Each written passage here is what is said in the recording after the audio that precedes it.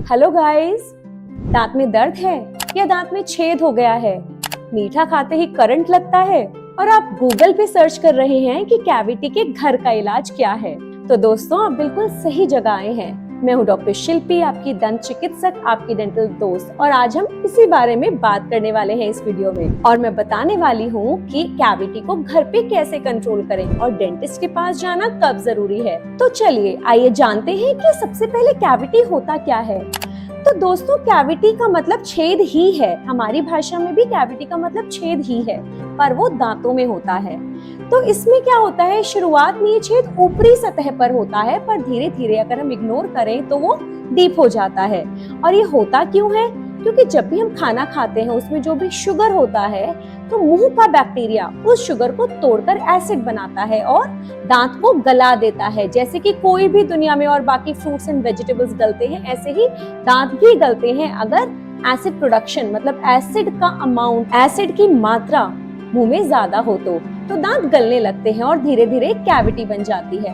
तो दोस्तों शुरू में जब ये ऊपरी सतह में होती है तो दर्द नहीं होता, पर जब तक ये महसूस होती है तो गेम लेट हो जाता है। अब है सबसे बड़ा सवाल कि क्या कैविटी को घर पर ही ठीक किया जा सकता है? तो इसका जवाब है कि अगर कैविटी बहुत ही सुपरफिशियल, जिसको हमारी भाषा में बोलते हैं इंसिपिएंट लीजन, मतलब वेरी अर्ली स्टेज, अगर कैविटी बहुत ही अर्ली स्टेज में है तो हाँ, या उसे रोका जा सकता है या रिवर्स मतलब वापस ठीक भी किया जा सकता है टू सम एक्सटेंट। पर अगर कैविटी डीप चली गई है तो दोस्तों इस सवाल का जवाब है नहीं, कैविटीज को ठीक नहीं किया जा सकता। तो इसी सवाल से एक और सवाल उठता है कि अगर अर्ली स्टेज में कैविटी डिटेक्ट हो गई है, पता चल गई है, तो अब क्या करें? तो गाइस एक चेकलिस्ट है, अगर आप इन सबको फॉलो करेंगे तो अर्ली स्टेज डीके कंट्रोल किया जा सकता है, जिसमें फर्स्ट नंबर पे है 2 टाइम्स ब्रशिंग फ्लोरिडेटेड टूथपेस्ट के साथ 1 टाइम फ्लॉसिंग। ठीक, इसके अलावा आप कोकोनट पुलिंग भी कर सकते हैं, जिसमें हम कोकोनट ऑयल लेते हैं और मुंह में उसको 5 से 7 मिनट के लिए उसका कुल्ला करते हैं और उसके बाद उसको थूक सकते हैं। इसके अलावा आप एंटीबैक्टीरियल माउथ वॉश भी कर सकते हैं, जो कि कोशिश कीजिए अल्कोहल बेस्ड ना हो कि वाटर बेस्ड हो। और ग्रीन टी का सेवन करें, वेरी हाई इन एंटीऑक्सीडेंट्स, खूब पानी पिए और कच्ची हरी सब्जियां खाएं, limit your sugary and sticky snacks. तो ये सब चीजें करेंगे तो आपका अर्ली डीके या तो रुक जाएगा या रिवर्स होने के भी हाई चांसेस हैं। तो चलिए बात करते हैं हम ऐसी कुछ वायरल होम रेमेडीज की जो हर घर में बहुत सारे हम में से लोग हैं जो यूज करते हैं, तो देखते हैं उनमें कितना सच है। तो सबसे पहले क्लोव ऑयल। क्लोव ऑयल में यूजिनॉल होता है गाइस, एक ऐसा एलिमेंट होता है जो दर्द को कम करता है। तो ये लगाने से आपको अगर दांत में दर्द है तो यस डेफिनेटली कम हो जाएगा, पर वो कैविटी नहीं भरेगा गाइस, आपको डेंटिस्ट से मिलना ही पड़ेगा। नंबर 2 कोकोनट ऑयल पुलिंग, जो मैंने अभी बताया, उसमें भी अगर आप कोकोनट ऑयल पुलिंग करते हैं तो बैक्टीरिया का काउंट, बैक्टीरिया की मात्रा कम हो जाती है यस, पर ये कैविटी को ठीक नहीं कर सकता। Number 3 salt water. Salt water से आपका गम्स, आपके टूथ में अगर कोई इन्फ्लेमेशन है, इन्फेक्शन है, यस उसमें भी आपको आराम मिलता है, पर ये कैविटी नहीं भर सकता। पर करने में कोई हर्ज भी नहीं है इन तीनों ही रेमेडीज को।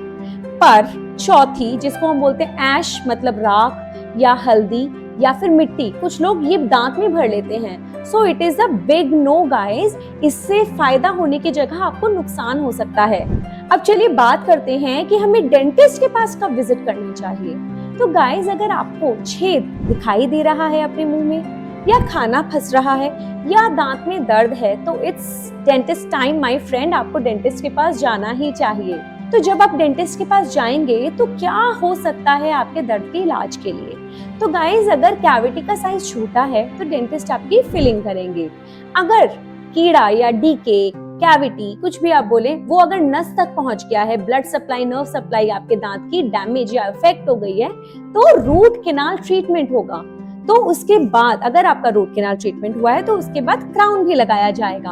और एक्सट्रीम केस में जब कुछ भी नहीं बचा हो, ना स्ट्रक्चर बचा है और इन्फेक्शन बहुत ही ज्यादा है, तो ऐसे केस में दांत निकालना भी पड़ सकता है। पर आप इमीडिएटली एडवाइस लीजिए कि उस दांत को जो निकलवाया उसको रिप्लेस कैसे करें, या तो इम्प्लांट या कोई भी फिक्स्ड पार्शियल डेंचर से उसको बचाने की कोशिश कीजिए, वरना उसके अपने बहुत सारे कॉन्सिक्वेंसेस हैं जो मैंने एक और वीडियो में शेयर किए हैं, तो जिसका लिंक मैं आपके डिस्क्रिप्शन में जरूर डालूंगी। सो दांत निकलवाएं तो उसे रिप्लेस भी कराएं। तो चलिए, अब तो कैविटी हो गई तो ये कर सकते हैं, हमें पता चल गया है और अब हम काफी जानकार हो गए हैं। पर क्या करें कि कैविटीज हो ही ना। कुछ ऐसे लोग भी हैं जो इस वीडियो को देख के ये सोच रहे होंगे कि इतना सब करने के बजाय हम बचा ही लेते हैं अपने दांत को, तो क्या करें कि कैविटीज हो ही ना।